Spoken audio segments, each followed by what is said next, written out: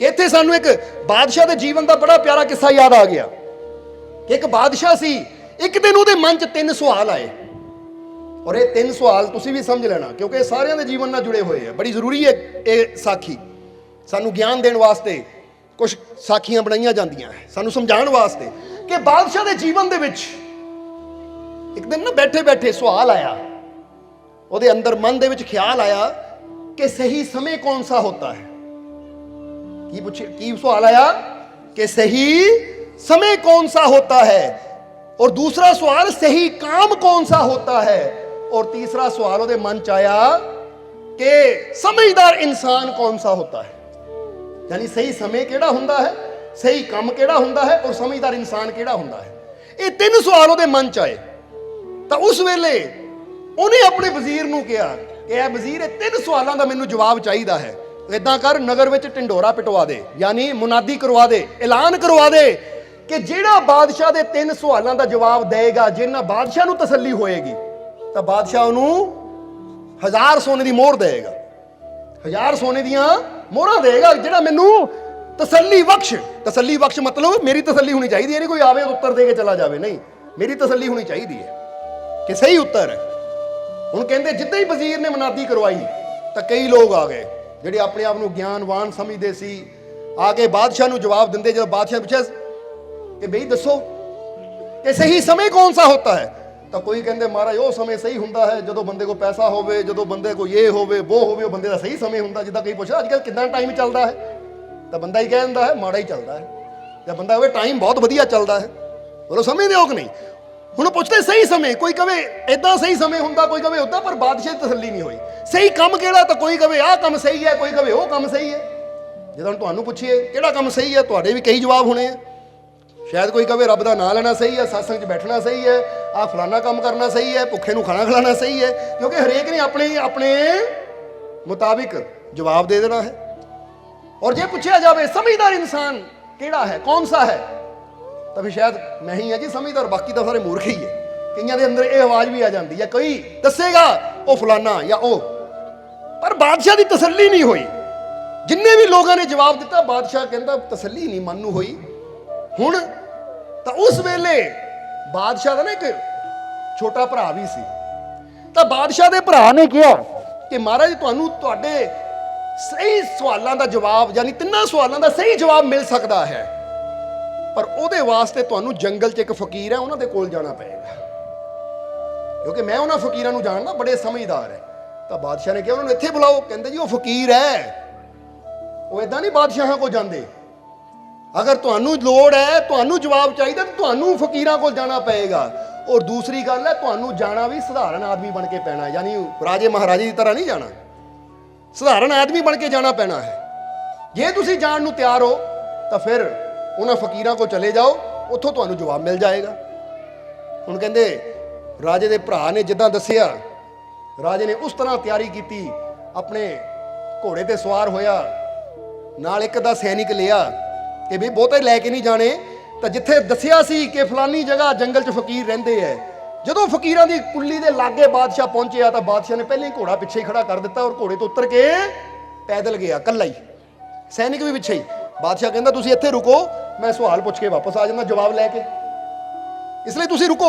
सवेर दा समा सी, जदों फकीर दे कोल बादशाह पहुंचिया, जदों पहुंचिया तो उस वेले देखिया कि फकीर अपने ना छोटे जे बगीचे अंदर गोडी कर रहे हैं, क्योंकि फकीरां दा एक बगीचा जिथे फुल आए हुए हैं, फकीर गोडी कर रहे हैं। फकीर बड़े बिरध है, बुजुर्ग है, और वो हाथ च रंबी लैके गोडी कर रहे हैं। हुण बादशाह जदों गया साधारण इंसान की तरह जाके फकीरां नूं नमस्कार की, तो फकीरां ने पूछा आओ बेटा किद्दां आना होया, सब ठीक है। वो कहंदा जी मैं तुहाडे तो कुछ सवालों का जवाब लैण आया। की करन आया हाँ? तुहाडे तो कुछ सवालों का जवाब लैण आया हाँ। फकीर मुस्कुराए, कहंदे किहड़े सवाल है? कहंदा जी मेरा पहला सवाल है सही समय कौन सा होता है, सही समय कौन सा होता है। दूसरा सवाल है कि सही काम कौन सा होता है, और तीसरा सवाल है कि समझदार इंसान कौन सा होता है। इसलिए मैनू ये सवालों के जवाब दिओ। तो फकीरां ने कहा जवाब चाहिए, फिर रुक जरा मैं अपना काम कर लवां, उस तो बाद तेनू जवाब देंदे। जरा समझना सारिਆਂ ने कि मैं अपना जरा ਕੰਮ ਕਰ ਲਵਾਂ ਫਿਰ ਮੈਂ ਤੇਰੇ ਸਵਾਲਾਂ ਦਾ ਜਵਾਬ ਦਿੰਦਾ। ਕਹਿ ਕੇ ਫਕੀਰ ਫਿਰ ਗੋਡੀ 'ਚ ਲੱਗ ਗਏ। ਇੱਧਰ ਰਾਜੇ ਨੇ ਖੜੇ ਖੜੇ ਨੇ ਸੋਚਿਆ ਮਨ ਦੇ ਵਿੱਚ ਕਿ ਉਹ ਬਜ਼ੁਰਗ ਹੈ, ਫਕੀਰ, ਚਿੱਟੀ ਦਾੜੀ, ਸਿਰ ਦੇ ਬਾਲ ਚਿੱਟੇ, ਵੀ ਉਹ ਵਿਚਾਰੇ ਕੰਮ ਕਰ ਰਹੇ, ਕਿੱਦਾਂ ਪਸੀਨੇ ਨਾਲ ਤਰਬਤਰ ਹੋਏ, ਤਾਂ ਮੈਂ ਇੱਕ ਰਾਜਾ ਆ। ਕਿਉਂਕਿ ਰਾਜੇ ਹਮੇਸ਼ਾ ਸਰੀਰ ਦੇ ਤੰਦਰੁਸਤ ਹੁੰਦੇ ਆ, ਯੋਧਾ ਹੁੰਦੇ ਆ, ਕਿਉਂਕਿ ਯੁੱਧ ਕਲਾ ਹਰ ਚੀਜ਼ ਉਹਨਾਂ ਦੇ ਅੰਦਰ ਬਚਪਨ ਤੋਂ ਉਹਨਾਂ ਨੇ ਸਿੱਖੀ ਹੁੰਦੀ, ਮਜ਼ਬੂਤ ਹੁੰਦਾ ਹੈ ਸਰੀਰ। ਇਸ ਲਈ ਰਾਜੇ ਨੇ ਮਨ 'ਚ ਸੋਚਿਆ ਇਹ ਬਿਰਧ ਫਕੀਰ ਨੂੰ ਕਹਾਂ ਮਹਾਰਾਜ ਤੁਸੀਂ ਆਰਾਮ ਕਰੋ ਤਾਂ ਮੈਂ ਇਹ ਕੰਮ ਕਰ ਲਵਾਂ, ਔਰ ਨਾਲੇ ਇਹਨਾਂ ਨੇ ਹੌਲੀ ਹੌਲੀ ਕਰਨਾ ਆ ਤਾਂ ਮੈਂ ਥੋੜਾ ਤੇਜ਼ੀ ਨਾਲ ਕਰ ਦੂੰ, ਕਿਉਂਕਿ ਜਿੰਨੀ ਜਲਦੀ ਇਹ ਵਿਹਲੇ ਹੋਣਗੇ ਮੇਰੇ ਸਵਾਲਾਂ ਦਾ ਜਵਾਬ ਮਿਲੇਗਾ, ਮੈਂ ਆਪਣੇ ਮਹਿਲਾਂ ਨੂੰ ਜਾਊਂਗਾ।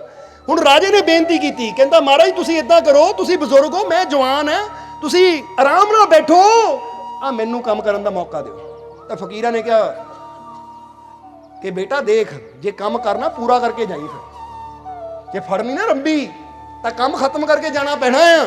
ਜੇ ਕਹੇ ਕਿ ਥੋੜੀ ਦੇਰ ਕਰਕੇ ਫਿਰ ਮੈਂ ਚਲਾ ਜਾਵਾਂ ਤਾਂ ਫਿਰ ਗੱਲ ਨਹੀਂ ਹੈ, ਫਿਰ ਤੂੰ ਖੜਾ ਹੀ ਰਹਿ। ਤਾਂ ਰਾਜੇ ਨੇ ਕਿਹਾ ਜੀ ਨਹੀਂ ਠੀਕ ਹੈ ਜੀ, ਮੈਂ ਪੂਰਾ ਕੰਮ ਕਰਕੇ ਜਾਊਂ, ਤੁਸੀਂ ਫਿਕਰ ਨਾ ਕਰੋ, ਦਿਓ ਮੈਨੂੰ। ਕਹਿ ਕੇ ਰਾਜਾ ਲੱਗ ਗਿਆ। ਔਰ ਵਾਕਈ ਰਾਜਾ ਬੜੀ ਸ਼ਰਧਾ ਨਾਲ ਕਰ ਰਿਹਾ ਸੀ, ਕਿਉਂਕਿ ਉਹਦੇ ਮਨ 'ਚ ਫਕੀਰਾਂ ਦੀ, ਰੱਬ ਦੇ ਪਿਆਰਿਆਂ ਦੀ ਬੜੀ ਇੱਜ਼ਤ ਸੀ, ਸਤਿਕਾਰ ਸੀ। ਬੜੀ ਸ਼ਰਧਾ ਨਾਲ ਰਾਜਾ ਲੱਗ ਗਿਆ। ਕਰਦਿਆਂ ਕਰਦਿਆਂ, ਕਿਉਂਕਿ ਬਗੀਚੇ 'ਚ ਗੋਡੀ ਕਰਦਿਆਂ, ਔਰ ਰਾਜੇ ਨੇ ਕਦੀ ਅੱਗੇ ਕੀਤੀ ਵੀ ਨਹੀਂ ਸੀ, ਇਸ ਲਈ ਕਰਤਾ ਰਿਹਾ ਹੈ, ਔਰ ਬੜੀ ਸ਼ਰਧਾ ਨਾਲ ਕਰ ਰਿਹਾ। ਹੌਲੀ ਹੌਲੀ ਲੱਗਾ ਹੈ ਰਾਜਾ। ਕਰਦਿਆਂ ਕਰਦਿਆਂ ਸਵੇਰ ਤੋਂ ਦੁਪਹਿਰ ਹੋ ਗਈ, ਦੁਪਹਿਰ ਤੋਂ ਸ਼ਾਮ ਹੋਣ ਲੱਗੀ। ਹੁਣ ਜਦੋਂ ਸ਼ਾਮ ਹੋਣ ਲੱਗੀ, ਰਾਜੇ ਦਾ ਥੋੜਾ ਜਿਹਾ ਕੰਮ ਰਹਿ ਗਿਆ। ਜਦੋਂ ਥੋੜਾ ਜਿਹਾ ਕੰਮ ਰਹਿ ਗਿਆ ਤਾਂ ਕੀ ਦੇਖਿਆ ਕਿ ਸਾਹਮਣੇ ਇੱਕ ਆਦਮੀ ਖੂਨ ਨਾਲ ਲੱਥਪੱਥ, ਖੂਨ ਦੇ ਨਾਲ ਲੱਥਪੱਥ, ਯਾਨੀ ਉਹਦੇ ਕੱਪੜੇ ਖੂਨ ਨਾਲ ਲਿਬੜੇ ਹੋਏ, ਇਦਾਂ ਲੱਗਦਾ ਉਹਦੇ ਪੇਟ 'ਚ ਕੋਈ ਜ਼ਖਮ ਹੈ। ਉਹ ਤੜਫਦਾ ਹੋਇਆ ਹਾਏ ਹਾਏ ਕਰਦਾ ਦੌੜਾ ਆ ਰਿਹਾ ਹੈ। ਜਦੋਂ ਫਕੀਰਾਂ ਨੇ ਦੇਖਿਆ ਔਰ ਰਾਜੇ ਨੇ ਦੇਖਿਆ, ਉਹਦੀ ਪੁਕਾਰ ਸੁਣੀ, ਹਾਏ ਹਾਏ ਕਰਦੇ, ਰਾਜਾ ਵੀ ਦੌੜਿਆ, ਫਕੀਰ ਵੀ ਦੌੜੇ, ਜਾ ਕੇ ਸਹਾਰਾ ਦਿੱਤਾ ਔਰ ਉਹਨੂੰ ਲਿਟਾਇਆ। ਜਦੋਂ ਦੇਖਿਆ ਤਾਂ ਉਹਦੇ ਪੇਟ ਤੇ ਬਹੁਤ ਬੜਾ ਜ਼ਖਮ ਹੈ, ਇਦਾਂ ਲੱਗਦਾ ਕਿਸੇ ਜਾਨਵਰ ਨੇ ਇਹਨੂੰ ਨੋਚਿਆ ਹੈ, ਕਿਸੇ ਜਾਨਵਰ ਨੇ ਨੋਚਿਆ ਹੈ। ਤਾਂ ਰਾਜੇ ਨੇ ਔਰ ਫਕੀਰਾਂ ਨੇ ਉਹਨੂੰ ਲਟਾ ਕੇ ਉਹਦੇ ਜ਼ਖਮ ਨੂੰ ਸਾਫ਼ ਕੀਤਾ। ਫਕੀਰਾਂ ਦੇ ਕੋਲ ਕੋਈ ਜੜੀਆਂ ਬੂਟੀਆਂ ਸੀ, ਫਕੀਰਾਂ ਨੇ ਉਹ ਦਵਾਈ ਤਿਆਰ ਕੀਤੀ, ਉਹਦੇ ਜ਼ਖਮ ਤੇ ਲਾਈ। ਰਾਜੇ ਨੇ ਕੱਪੜਾ ਬੰਨਿਆ ਔਰ ਉਹਨੂੰ ਪਾਣੀ ਵਗੈਰਾ ਪਿਲਾਇਆ। ਤਾਂ ਉਸ ਵੇਲੇ ਫਕੀਰਾਂ ਨੇ ਕਿਹਾ ਬੇਟਾ ਥੋੜੀ ਦੇਰ ਇਹਦੇ ਕੋਲ ਬੈਠ, ਇਹਨੂੰ ਸੰਭਾਲ, ਮੈਂ ਹੁਣੇ ਹੀ ਆਇਆ। ਕਹਿ ਕੇ ਫਕੀਰ ਚਲੇ ਗਏ ਕੁਛ ਉਹਦੇ ਖਾਣ ਦਾ ਇੰਤਜ਼ਾਮ ਕਰਨ ਵਾਸਤੇ। ਔਰ ਰਾਜਾ ਬੈਠ ਕੇ ਉਹਨੂੰ ਦੇਖ ਰਿਹਾ ਹੈ, ਉਹਦੀ ਦੇਖਭਾਲ ਕਰ ਰਿਹਾ ਹੈ। ਥੋੜੀ ਦੇਰ ਵਿੱਚ ਜਦੋਂ ਉਹਦੀਆਂ ਅੱਖਾਂ ਖੁੱਲੀਆਂ, ਥੋੜਾ ਉਹਨੂੰ ਆਰਾਮ ਆਇਆ, ਕਿਉਂਕਿ ਜਿਹੜੀਆਂ ਬੂਟੀਆਂ ਲਾਈਆਂ ਗਈਆਂ। ਜਦ ਨੂੰ ਫਕੀਰ ਵੀ ਆ ਗਏ, ਫਕੀਰਾਂ ਨੇ ਵੀ ਕੋਈ ਰਸ ਲਿਆਂਦਾ ਫਲਾਂ ਦਾ, ਉਹਨੂੰ ਪਿਲਾਇਆ ਕਿ ਲੈ ਬੇਟਾ ਪੀ, ਤੇਰੇ ਸਰੀਰ 'ਚ ਜਾਨ ਆ ਜਾਏਗੀ, ਕਿਉਂਕਿ ਇੰਨਾ ਲਹੂ ਵਗ ਚੁੱਕਾ ਹੈ। ਜਦੋਂ ਪੀਤਾ ਤਾਂ ਹੋਰ ਥੋੜੀ ਉਹਨੂੰ ਤਸੱਲੀ ਹੋਈ। ਤਾਂ ਉਹਨੇ ਜਦੋਂ ਸਾਹਮਣੇ ਉਸ ਰਾਜੇ ਨੂੰ ਦੇਖਿਆ ਤਾਂ ਉਸ ਵੇਲੇ ਕਹਿੰਦੇ ਜ਼ਖਮਾਂ ਨਾਲ ਭਰਪੂਰ ਸੀ, ਪਰ ਉੱਠਿਆ ਔਰ ਰਾਜੇ ਦੇ ਪੈਰ ਫੜ ਕੇ ਰੋਣ ਲੱਗ ਗਿਆ। ਉਹ ਰਾਜਾ ਬੜਾ ਹੈਰਾਨ ਹੋਇਆ, ਮੇਰੇ ਪੈਰ ਫੜ ਕੇ ਕਿਉਂ ਰੋ ਰਿਹਾ? ਤਾਂ ਉਸ ਵੇਲੇ ਨਾਲ ਕੀ ਕਹਿੰਦਾ ਹੈ, ਮਹਾਰਾਜ ਮੈਨੂੰ ਮਾਫ ਕਰ ਦਿਓ, ਮੈਨੂੰ ਮਾਫ ਕਰ ਦਿਓ, ਅੱਜ ਮੈਂ ਬਹੁਤ ਬੜਾ ਗੁਨਾਹ ਕਰਨ ਜਾ ਰਿਹਾ ਸੀ, ਪਰ ਮੇਰੇ ਰੱਬ ਨੇ, ਮੇਰੇ ਪ੍ਰਮਾਤਮਾ ਪ੍ਰਭੂ ਨੇ ਅੱਜ ਮੈਨੂੰ ਬਹੁਤ ਬੜੇ ਗੁਨਾਹ ਤੋਂ ਬਚਾ ਲਿਆ, ਮਾਫ ਕਰੋ ਮੈਨੂੰ। ਰਾਜੇ ਨੂੰ ਤਾਂ ਕੋਈ ਗੱਲ ਹੀ ਸਮਝ ਨਹੀਂ ਆਈ, ਰਾਜੇ ਨੂੰ ਤਾਂ ਕੋਈ ਕਹਾਣੀ ਸਮਝ ਨਹੀਂ ਆਈ, ਇਹ ਮਾਫੀ ਕਿਉਂ ਮੰਗ ਰਿਹਾ ਹੈ? ਮੈਂ ਤਾਂ ਇਹਨੂੰ ਜਾਣਦਾ ਤੱਕ ਨਹੀਂ, ਦੇਖਿਆ ਤੱਕ ਨਹੀਂ ਕਦੀ ਇਹਨੂੰ, ਕਹਾਣੀ ਕੀ ਹੈ ਇਹ? ਤਾਂ ਉਸ ਵੇਲੇ ਰਾਜੇ ਨੇ ਇਹਨੂੰ ਪੁੱਛਿਆ ਤੂੰ ਮਾਫੀ ਕਿਸ ਗੱਲ ਦੀ ਮੰਗ ਰਿਹਾ ਹੈ, ਤੂੰ ਹੈ ਕੌਣ ਔਰ ਮੇਤੋਂ ਮਾਫੀ ਕਿਉਂ ਮੰਗ ਰਿਹਾ ਹੈ, ਕਿਹੜਾ ਗੁਨਾਹ ਤੇ ਤੋਂ ਹੋਣ ਲੱਗਾ ਸੀ, ਦੱਸ। ਤਾਂ ਉਸ ਲਈ ਉਹਨਾਂ ਕਿਹਾ ਕਿ ਮਹਾਰਾਜ ਐ ਬਾਦਸ਼ਾਹ ਸਲਾਮਤ, ਦਰਅਸਲ ਮੈਂ ਤੁਹਾਡੇ ਭਾਈ ਦਾ ਵਫਾਦਾਰ ਹਾਂ, ਔਰ ਤੁਹਾਡੇ ਭਾਈ ਨੇ ਜਦੋਂ ਤੁਹਾਨੂੰ ਕੱਲਿਆਂ ਨੂੰ ਫਕੀਰਾਂ ਕੋ ਭੇਜਿਆ ਸੀ ਨਾ, ਤਾਂ ਮੈਨੂੰ ਉਹਨੇ ਕਿਹਾ ਸੀ ਰਾਜੇ ਨੇ ਕੱਲਾ ਹੋਣਾ ਨੂੰ ਕਤਲ ਕਰ ਦੇਈ, ਤਾਂ ਕਿ ਉਸ ਤੋਂ ਬਾਅਦ ਉਹਦੀ ਗੱਦੀ ਮੈਂ ਸੰਭਾਂ, ਤਾਂ ਹੀ ਤਾਂ ਮੈਂ ਯੁਕਤੀ ਨਾਲ ਉਹਨੂੰ ਕੱਲੇ ਨੂੰ ਭੇਜਿਆ। ਇਸ ਲਈ ਮੌਕਾ ਮਿਲਦੇ ਹੀ ਤੂੰ ਉਹਨੂੰ ਕਰ ਦੇ। ਔਰ ਮਾਰੇ ਹੀ ਮੈਂ ਪਹਿਲੇ ਲੋਕੇ ਬੈਠਾ ਸੀ, ਇੰਤਜ਼ਾਰ ਕਰ ਰਿਹਾ ਸੀ ਕਿ ਰਾਜੇ ਨੇ ਜਾਣਾ ਆ, ਬਾਦਸ਼ਾਹ ਨੇ ਜਾਣਾ ਹੈ, ਸਵਾਲਾਂ ਦਾ ਜਵਾਬ ਲੈ ਕੇ ਨਾਲ ਹੀ ਵਾਪਸ ਆ ਜਾਣਾ ਹੈ। ਔਰ ਜਿਹੜੇ ਇਹਦੇ ਸੈਨਿਕ ਉਹ ਪਿੱਛੇ ਖੜੇ ਹੈ, ਮੈਂ ਦੂਰੋਂ ਹੀ ਤੀਰ ਦਾ ਨਿਸ਼ਾਨਾ ਮਾਰ ਕੇ ਰਾਜੇ ਨੂੰ ਕਤਲ ਕਰ ਦੇਣਾ ਹੈ, ਕਿਉਂਕਿ ਰਾਜਾ ਸਧਾਰਨ ਕੱਪੜਿਆਂ 'ਚ ਗਿਆ ਹੈ। ਇਹ ਤਾਂ ਸ਼ਾਹੀ ਕੱਪੜੇ ਹੋਣ ਤਾਂ ਬੰਦਾ ਕਬਜ਼ ਕੁਬਜ਼ ਪਾ ਕੇ ਜਾਂਦਾ ਹੈ, ਸਧਾਰਨ ਕੱਪੜਿਆਂ 'ਚ ਗਿਆ, ਦੂਰੋਂ ਹੀ 2-3 ਤੀਰ ਮਾਰੂੰਗਾ, ਰਾਜੇ ਦਾ ਖੇਲ ਖਤਮ। ਉਹ ਮਾਰੇ ਹੀ ਮੈਂ ਤੁਹਾਡੇ ਆਉਣ ਦਾ ਇੰਤਜ਼ਾਰ ਕਰ ਰਿਹਾ ਸੀ, ਤੁਸੀਂ ਤਾਂ ਆਏ ਨਹੀਂ, ਪਤਾ ਨਹੀਂ ਤੁਸੀਂ ਕੀ ਕਰਨ ਲੱਗ ਗਏ। ਔਰ ਰਾਜਾ ਉਸ ਲਈ ਕੀ ਕਰ ਰਿਹਾ ਸੀ, ਗੋਡੀ जरा गौर करना। पता नहीं तुसी की करन लग गए, सवेर तो दोपहर हो गई, दोपहर तो शाम हो गई, तुसी तो आए नहीं। पर जिस पेड़ के पिछे मैं लोके खड़ा सी, उथे एक शेर ने मेरे ते हमला कर दिता। एक शेर ने मेरे ते हमला कर दिता, ਉਹਦੇ ਨਾਲ मेरा मुकाबला होया, ਉਹਨੂੰ ਤਾਂ मैं खत्म कर दिता, पर ਉਹਨੇ भी मैनू चंगा नोचिया। एक योद्धा होने के करके मैं ਉਹਦੇ ਨਾਲ लड़िया, जख्म मेरे भी लगे और पर मैं मार ਉਹਨੂੰ भी दिता। फिर मैं देखिया कि हुण इसी अवस्था में अगर इत्थे बैठा रहा तो मैं तो मर जाना है, तो मैं फकीरां वाल दौड़िया। क्योंकि जे सैनिकां वाल जांदा तो सैनिक ते शत्रु समझ के कतल ही ना कर दिंदे, मार ही ना दिंदे मैनू, तो मैं फकीरां वाल आया। क्योंकि मैनू पता सी फकीर रहम दिल हुंदे, वो मेरी मदद करनगे। पर महाराज हैरानी की गल है कि फकीर ने तो मदद करनी सी, तुसी भी ਜਿਹੜੇ ढंग ਨਾਲ मेरे ਜ਼ਖਮਾਂ ਨੂੰ ਸਾਫ਼ ਕੀਤਾ, ਮੈਨੂੰ पानी पिलाया, मेरे पैर दवाए, इन्ना बड़ा राजा हो के इन्नी दया इन्ना प्रेम, तुसी मेरा दिल बदलता महाराज। क्योंकि इदां दे बंदे दा साथ की देना जिहड़ा अपने भरा दा कतल करके खुद राजगद्दी ते बैठना चाहता होवे, ਉਹ साथ देना तुस नेक दा दिओ जिहड़ा दूजिਆਂ ਦੇ दुख ਨੂੰ अपना दुख समझदा, दूजिਆਂ ਦੀ मदद ਕਰਨ ਨੂੰ ਤਿਆਰ है। ਤਾਂ ਮਾਰੇ माफी मंगदा आ। राजा हैरान रह गया, है मेरे भरा दे मन च इन्नी नफरत, इदां दा ਉਹ कोई गल नहीं, वो तो हिसाब लवांगे जाके हुण, पर हुण तू आराम कर। और राजे ने उसे वेले, क्योंकि फकीरां मोरे भेजता खुल गया सी कि हुण राजा है, उन्हें अपने सैनिकां नूं आवाज़ मारी और सैनिकां नूं कहा इहनूं लै जाओ जल्दी राज वैद दे कोल जाके इहदा इलाज करवाओ। हुण एक सैनिक घोड़े ते लैके उहनूं चला गया, दूजा सैनिक बादशाह दे कोल ही खड़ गया। हुण जदों ਉਹ चले गए तो बादशाह कहता है फकीर साईं हुण तो गोडी भी हो गई, हुण तो मेरे तिन्ना सवालों जवाब दे दिओ, हुण तो मेरे तिन्ना सवालों का जवाब दे दिओ। ਉਹ फकीर कहते बादशाह जवाब मिले नहीं हले तेनू, जवाब तो तू लै चुका है। कहता महाराज मैं कदों लै चुका जवाब? कहते जवाब तो तेनू मिल चुका पर हाले तू समझिया नहीं है, क्योंकि कई बार कुदरत सानू जवाब दे दिंदी है पर असीं उहनूं समझ नहीं पाते। इसलिए ताही किया जाता समझाने वास्ते मुरशद दा होना, गुरु दा होना जरूरी है। और हुण किहड़े जवाब कुदरत ने दिते, किहड़े जवाब कुदरत ने दिते? कहते बादशाह तेरा पहला सवाल किहड़ा है? कहता महाराज पहला सवाल यह है कि सही समय कौन सा है, सही समय कौन सा है? फकीर कहते फिर उसका जवाब तेन मिलिया नहीं। बादशाह सही समय हुंदा है जदों बंदा नेकी करता है। बोलो समझ दो, कोई नेकी दा कर्म करता है। तू आया आके तू जबरदस्ती सवालों के जवाब लैके जा सकता सी, पर तू एक फकीर की मदद करने में लग गया। वो समा तेरा नेकी दा सी कि तू बिना किसी स्वार्थ तो साडी सेवा च लग गया, वो नेकी खट रहा सी। इसलिए जदों तुसी कोई नेक काम करते हो ना, कोई अच्छा काम करते हो, तो समझ लो ये समा मेरे जीवन का सब तो सही समा है। क्यों सही है, क्यों सही है वो भी दस दईए अगे। कहते हुण समझ कि वो समा तू नेकी चला रहा सी, वो नेकी करन दा फल की होया कि जे तू वो नेकी ना करदा उथों पहले ही चला जांदा तो रास्ते तेरी जान चली जानी सी। वो नेकी करन नाल की हुंदा है कि जदों बंदा नेकी वास्ते समा कढदा है तो नेकी इंसान नूं आने वाली मृत्यु तो, आने वाले दुखों तो बचा लैंदी है। समझदे हो कि नहीं? इसलिए याद रखना क्यों पहले समय अंदर गुरु रहबर कहते सी या पीर फकीर पैगंबर कहते सी, कहते किते जान तो पहला ना कोई काम शुरू करन तो पहला कोई दान करो, पुण्य करो, नेकी करो। कारण की हुंदा है जदों तुसी नेक कर्म करके किसी रास्ते जांदे हो ना, तो रास्ते च जे कोई रुकावट होवे, मृत्यु होवे, मुश्किल होवे, परेशानी होवे, तो तुहाडी कीती होई नेकी तुहाडे रास्ते नूं क्लीयर साफ कर दिंदी है। फिर तुसी सही सलामत मंजिल तक पहुंच जांदे हो, क्योंकि वो नेकी दे नाल ही तो रब दीयां रहमतां जुड़ियां होईयां है। इसलिए इधर फकीरां ने कहा तू नेकी कीती तो तेरियां कीतियां हुईयां नेकियां ने तेरे रास्ते जिहड़ी मौत खड़ी सी ना, वो मौत तो भी तैनू बचा लिया। इसलिए गल कवांगे फिर कि तुहाडे जीवन च अगर मुश्किलां, परेशानियां, तकलीफां आंदियां ना तो नेकी करते चले जाओ, अच्छाई करते चले जाओ। क्योंकि अच्छा करने वालियां दे जीवन च जे बहुत बड़ी मुसीबत आनी होवे ना, तो बहुत बड़ी मुसीबत छोटी बन के ही निकल जाती है। हुण राजे ने कहा जी, फिर दूजे सवाल का जवाब दे दो तो पता लग गया कि सही समय कौन सा है। सही समय वो है जदों बंदा कोई नेकी का काम करता, कोई अच्छा काम करता है। समझते हो कि नहीं? जदों तुसी कोई अच्छा काम करो ना तो समझ लो आ समय मेरे जीवन का ਸਹੀ ਸਮੇਂ ਹੈ। ਹੁਣ ਬੰਦਾ ਸੋਚੇ ਜੀ ਮੇਰੀ ਜਦੋਂ ਲਾਟਰੀ ਨਿਕਲੇਗੀ ਉਹ ਸਹੀ ਸਮੇਂ ਹੈ ਕਿ ਮੈਨੂੰ 10 ਕਰੋੜ ਦਾ ਫਾਇਦਾ ਹੋ ਗਿਆ। ਉਹ ਨਹੀਂ, ਪੈਸਾ ਆਂਦਾ ਆ ਚਲਾ ਜਾਂਦਾ, ਤਾਂ ਕਈ ਵਾਰ ਜ਼ਿਆਦਾ ਪੈਸਾ ਹੀ ਬੰਦੇ ਦੀ ਬਰਬਾਦੀ ਦਾ ਕਾਰਨ, ਯਾਨੀ ਉਹਦੀ ਜਾਨ ਦਾ ਦੁਸ਼ਮਣ ਬਣ ਜਾਂਦਾ ਹੈ। ਹੁਣ ਜ਼ਰਾ ਸਮਝ ਲੈਣਾ। ਇਸ ਲਈ ਕਹਿਣਾ ਕੀ ਚਾਹੁੰਦੇ ਆ ਕਿ ਬੰਦਾ ਇਹ ਨਾ ਸੋਚੇ ਉਹ ਚੀਜ਼ ਮਿਲੇ, ਦੁਨੀਆ ਦਾ ਖਜ਼ਾਨਾ ਮਿਲੇ ਤਾਂ ਫਿਰ ਮੈਂ ਸਹੀ ਸਮੇਂ ਹੈ। ਨਹੀਂ, ਇਹ ਖਜ਼ਾਨੇ ਅੱਜ ਹੈ ਕੱਲ ਮੁੱਕ ਸਕਦੇ ਆ, ਪਰ ਨੇਕੀ ਜਿਹੜੀ ਹੈ ਨਾ ਉਹਦੇ ਨਾਲ ਜੋ ਰਹਿਮਤ ਜੁੜੀ ਹੈ, ਉਹ ਰਹਿਮਤ ਤਾਂ ਇਦਾਂ ਆ ਕਿ ਬੰਦਾ ਮੁੱਕ ਸਕਦਾ ਪਰ ਉਹਦੀਆਂ ਰਹਿਮਤਾਂ ਉਹ ਬੇਅੰਤ ਹੈ। ਦਿੰਦਾ ਦੇ ਲੈਂਦੇ ਥਕ ਪਾਹੀ, ਜੁਗਾ ਜੁਗੰਤਰ ਖਾਹੀ ਖਾਈ। ਇਸ ਲਈ ਨੇਕੀ ਨੂੰ ਵਧਾਓ।